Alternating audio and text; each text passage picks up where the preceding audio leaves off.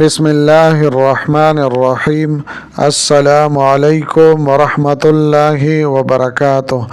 عزتمند مسلمانانو ورونو او خويندو، امید لرم چې تاسو به روغ جوړ بئ او خوشحال بئ. زما د الله رب العزت نه دا دعا ده، دا سوال دی چې تاسو چرته هم یې الله رب العزت مو همیشه د پاره روغ جوړ خوشاله و بس ساته. امین. محترم، نن درته یو ډیره طاقتوره او ډیره د قوت والا وظیفه بیانوم. دا وظیفه د هر قسم پټ او ښکارا دشمن د پاره ده چې دستا په کارونو کې رکاوټ اچي، بندش اچي.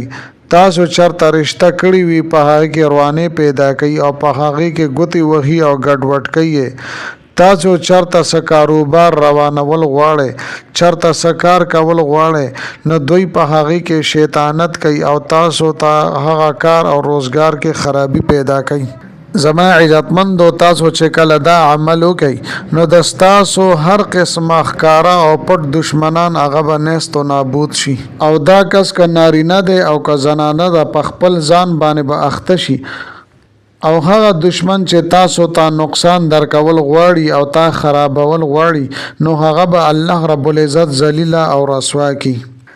زما عزتمندو، د ویډیو شروع کېدو نه مخکې تاسو ټولو ناظرین او سامعین په خدمت کې دا درخواست دی چې تاسو اسې هم ویډیو ګورئ.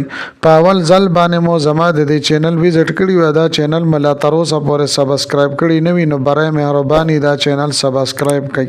سبسکرایب سره خوا کې د ټلې والا نشان دی، دا تاسو کلیک کړئ او سلیکټ علی کړئ د دې لپاره چې د هر راتلونکي ویډیو نوټیفیکیشن تاسو ته ملاويږي. ځکه چې زما عزتمندو، په دې چینل کې زه تاسو ته هر قسم مستند وظایف راوړم. هغه مستند وظایف چې مال خپل استادانو د هغې اجازت راکړی دی. دین علاوه زما عزتمندو، زما د حوصله افزایی د پاره ویډیو ضرور لایک کړئ او لاندې کمنټ کې تاسو ماشاءالله، سبحان الله، جزاک الله یا د دې په شانت نور خپل الفاظ تاسو لیکئ چې ما ته حوصله افزایی ملاويږي او نور ډېر خپل وظایف ز تاسو ته په دې چینل کې راوړم. محترم، بعضې داسې کسان شته دی که نارینه وي او که زنانه وي چې ته کله څه کاروبار روانه، څه روزګار روانه، نو دې سره هغوی کې بنیتی پیدا شي او تا سره حسد شروع کی او دې سره ستا دشمن وګرځيږي.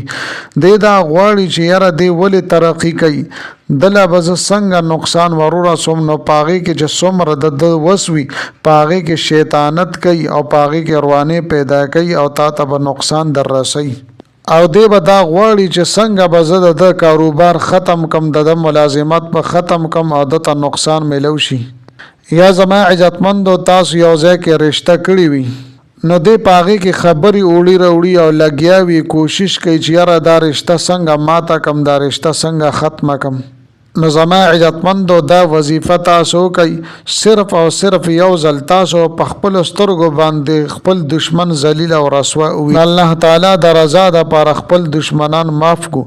کچره مونږه د الله جل شانو د رضا د پاره دا دشمنان معاف کو، نو دې باندې چې سم ملاويږي نو هغه د دشمن په هلاکت باندې نه ملاويږي.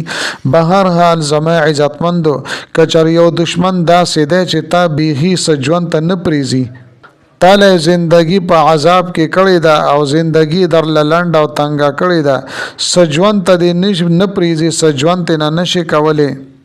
دستا سکون خراب کړي، ستا آرام خراب کړي، تعالی په ژوند کې سکون او آرام نه ملاويږي. نو لہذا چې د کوم دشمن نه ډیر زیات تنگ شي او ته د هغه نه په اور کې ولاړې، نو زما محترمو، د نبی علیه الصلاۃ والسلام چې کومه دعا ده مونږ ته ښودلې ده چې مونږ د هغې وظیفه شروع کو. هغه دعا او وظیفه زما عزتمندو تاسو ته په سکرین باندې هم ښکاري. هغه دا ده: اللهم انا نجعلک فی نحورهم ونعوذ بك من شرورهم. زما عزتمندو، دا وظیفه او دا دعا به تاسو د هر مز نه پس 21 مرتبه 21 پیره به تاسو وایي.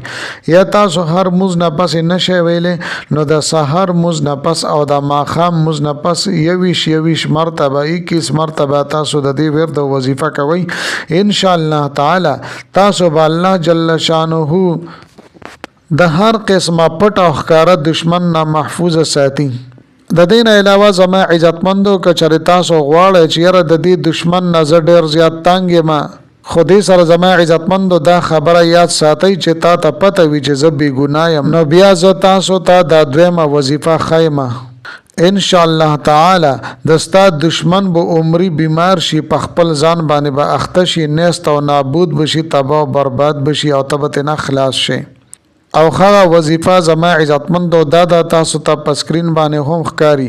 والله غالب علی امره، والله غالب علی امره. دا به 41 مرتبه یو سلويخ پیره به تاسو وایي او یو سلويخ ورځو پورې 41 ورځو پورې به تاسو دا جاری ساتئ. یعنی روزانه 41 مرتبه یو سلويخ پیره به تاسو دا آیات مبارکه چې کوم دا ټوکړه دا به تاسو وایي او یو سلويخ ورځو پورې به تاسو دا جاری ساتئ. کله چې زما عزتمندو تاسو د دې ورد وظیفه وکړه نو په خپل سینه باندې به شوف کوي، د دې نه پس به مخامخ د خپل دشمن تصور تاسو کوي او هغه به ځان ته په سوچ کې مخې له ودروي او هغه طرف له تاسو شوف کوي، په هغه باندې به پوک وهي. او زما عزتمندو دریم وظیفه ز تاسو ته بیانوم. د ټولو نه مخکې به تاسو اولنې وظیفه وکړئ، اولنې عمل به وکړئ. کچره کار په وشو خو ډیره ښه ده او کچره پاغي باندې کار ونه شو، دشمن نه خلاص نشوي، نو بیا د دویم عمل به تاسو کوي. کچره په دویم عمل باندې مسکار ونه شو نو بیا به تاسو د دریم عمل بیا تاسو جاری وساتئ. کچر یو دشمن داسې او چې ته نه بیهی تنگ وي په ور کې ته نه ولاړ وي نو د مجبوره په حالت کې به دریم نمبر عمل تاسو بیا کوئ. زما عزتمندو دا عمل د سورت لهب عمل ده، یعنی 13 پاره کې د شاله طرف نه 4 نمبر سورت مبارکه ده، یعنی سورت لهب. تبت یدا ابي لهب وتب. نو زما عزتمندو دا به تاسو لولئ خو الفاظ به صحیح طریقې سره ادا کوئ، غلط الفاظ به تاسو نه وایئ، صحیح ترتیب او لهجه سره به تاسو دا وایئ.